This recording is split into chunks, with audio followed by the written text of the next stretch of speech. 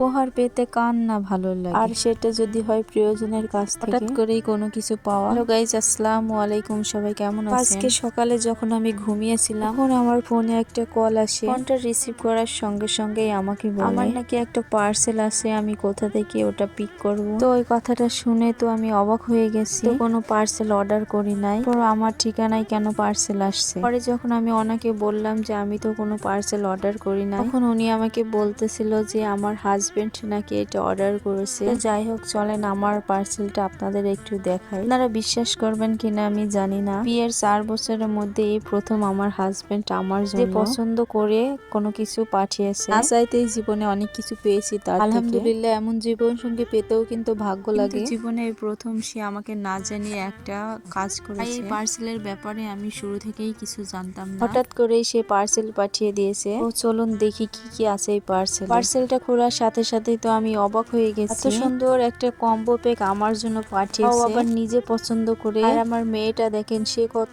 আনন্দ পেয়েছে। আয়াত বলতেছিল ওয়াও, আমার বাবা কত গিফট পাঠিয়েছে। চলেন দেখাই আপনাদের একটা একটা করে কি কি আছে এর ভেতরে। ফার্স্টে একটা সুন্দর করে ফুল দেওয়া খোপা, তারপরে একটা সুন্দর গাছরা সাদা, তারপরে দেখেন কত সুন্দর একটা রাবার ব্যান্ড। কি দেখানো যায়, একটা সুন্দর মালা সেট, এটা শাড়ির সাথে ম্যাচিং করা। এরপর সুন্দর এক ফাতা ব্রোশ, অনেক কিছু আছে এই প্যাকে। একটা মেহেদি সহ দেখছি আছে। তো দেখেন এরপরে অনেকগুলো চকলেটও আছে এর ভেতরে এক ফাতা। আমি ভাবছিলাম আপনাদের সাথে একটু একটু করে শেয়ার করি। কত সুন্দর একটা গোলাপ ফুল। দেখেন কি দেখানো যায় দেখি তো, চলেন দেখে আসি এবার কি।